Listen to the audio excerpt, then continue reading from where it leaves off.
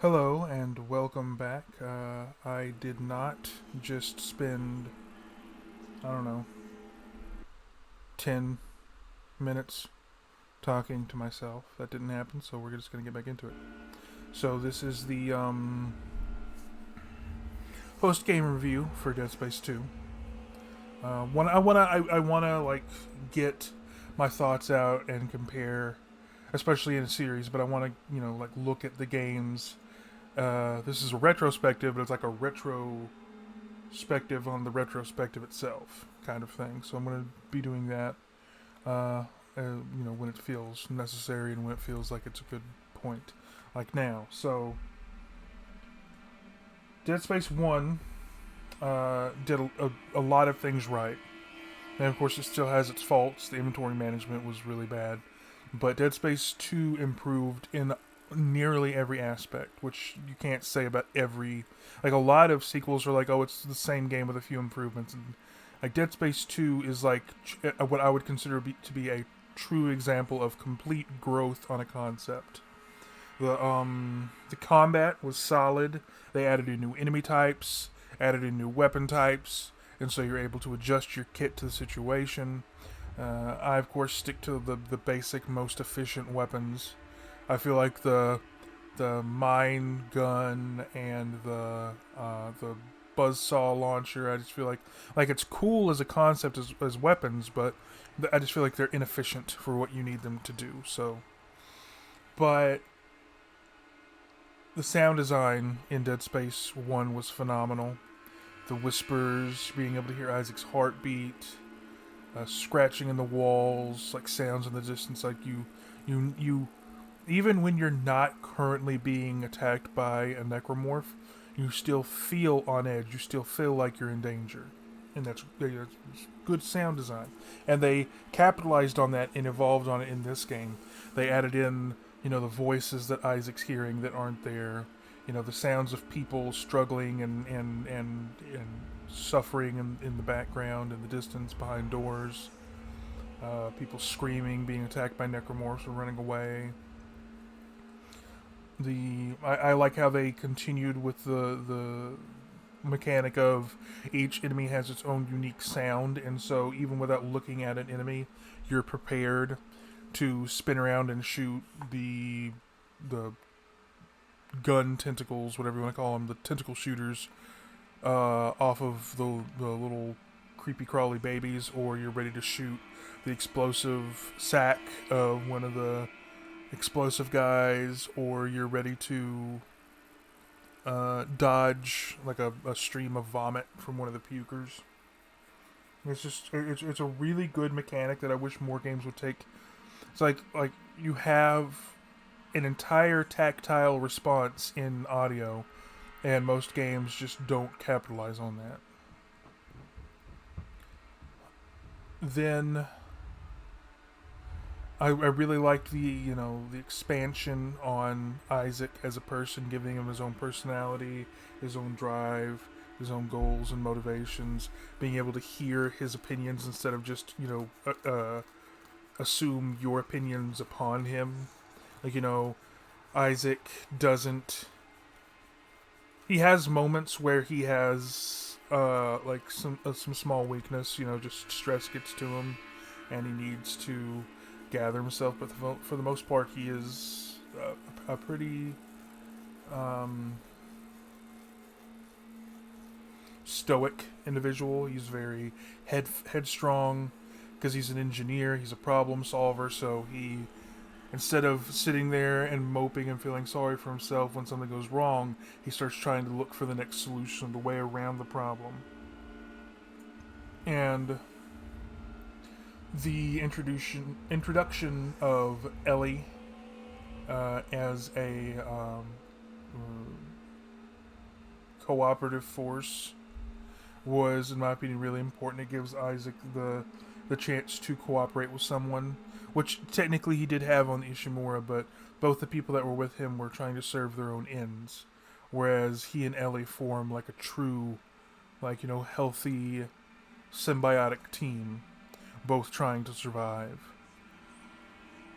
And then the antagonistic forces of Strauss and Tideman and the hallucinations of Nicole really created a great dynamic for Isaac to develop around. I liked the location of the sprawl. I feel like it was a great. It was designed great and was a great choice for, you know, the next installment in the game. It's a fairly major population center. It has more form over function than the Ishimura, which was just basically like a bare bones, like as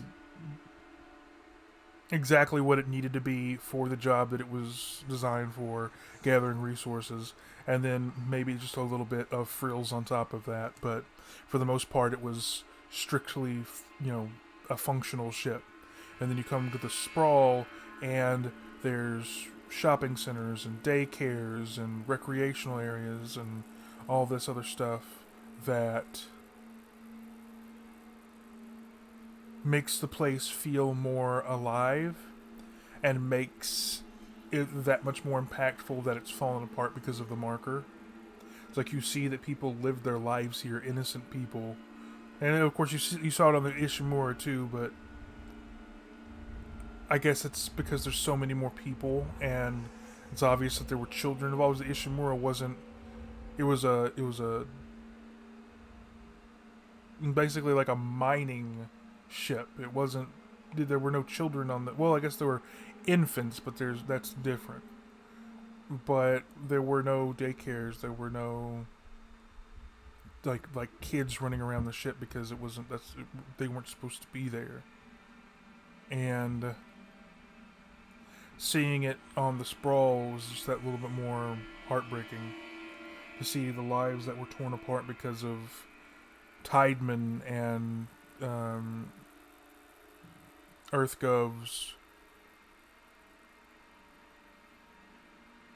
selfishness and avarice, I guess.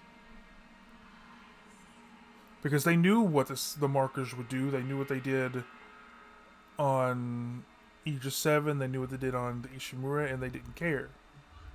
Which is, obviously fucked up.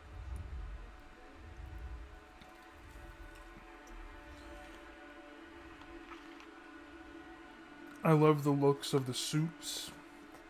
The evolution from the engineering suit from Dead Space 1 to the vintage suit and the security suit and the advanced suit.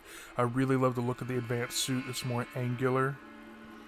And I wish that we had more time to upgrade them.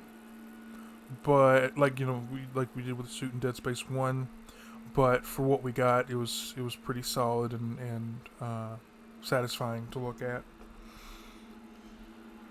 The game still has some minor issues with inventory management, which, to be fair, a lot of first-person shooters have problems with, so it's not like this game has done something wrong that other games have gotten right.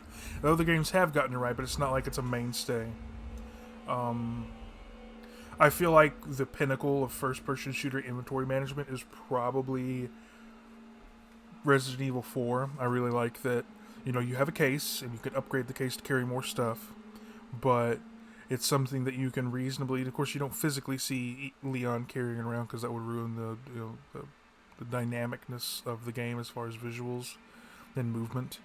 But it's still a practical thing to look at. It's like, okay, so I can see Leon would be carrying this around. I can't see him carrying it around, but I could see that he would.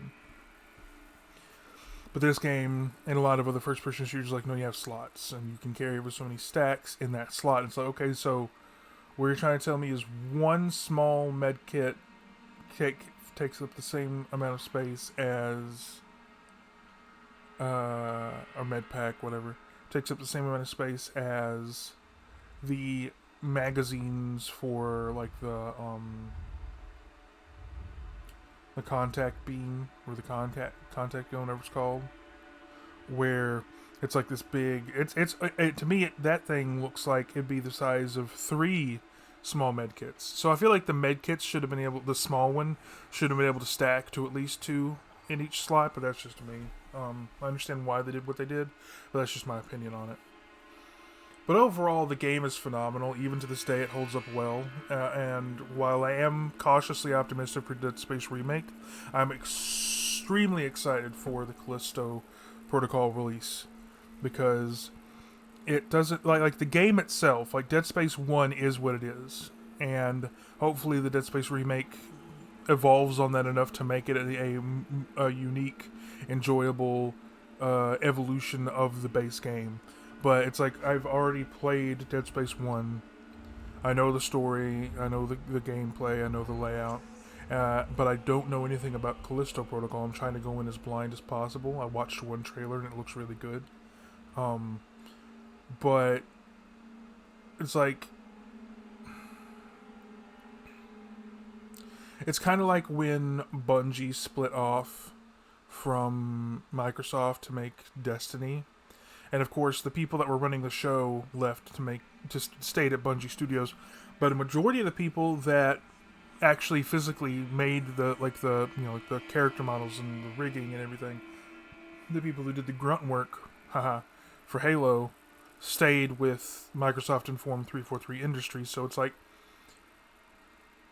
the idea left to make, or the brain, if you will, left to make Destiny, but the body stayed and continued making Halo. And that's why I feel like Destiny kind of fell flat, was because the brain was there, but the heart wasn't. The heart was still making Halo. But that's just kind of how I'm looking at Callisto Protocol. It's like the soul of Dead Space is going to be in Callisto Protocol, and I don't know how much of the brain is going to be in Dead Space 1's remake. But only time and a little bit of money will tell. Although personally, I'm going to be, when it comes down to it, I'm going to worry about getting Callisto Protocol first. But as far as Dead Space 2 goes, a great example of what a sequel should be, a true evolution on what the first installment set up, capitalizing on the success and expanding on already just phenomenal ideas from, the first game. And I know that I've said like 500 times. I'm still trying to work on my eloquent expression, and I'll get there. But at the end of the day, Dead Space 2 is one of my favorite games of all time. It still holds up graphically pretty well. Obviously, yeah, there's some shortcomings, some texture issues, and the skybox looks very basic, but to be fair, you don't really see it a whole lot, so I can understand them not putting a ton of time and effort into the skybox as they did into Isaac and the Necromorphs and Ellie and the weapons. So, on a scale of 1 out of 10, I don't know if I gave Dead Space 1 or score. Dead Space 1, I'd give like a solid 7 out of 10. And Dead Space 2, I would give an 8.5 out of 10, because there's still room for them to grow. And sadly, they kind of fell short when it came to making Dead Space 3. But no one's perfect. No game is going to be perfect. But I feel like Dead Space 2 is definitely on the upper end of game quality. But thank you all for stopping by. Those that stop by to watch the stream live, and those that are popping in later to watch the VOD. I appreciate your company and your visiting my YouTube channel. I hope that you have a wonderful evening. I hope that you stay safe, and I hope that you are able to find means to prosper. Well, I will see you next time. Good night.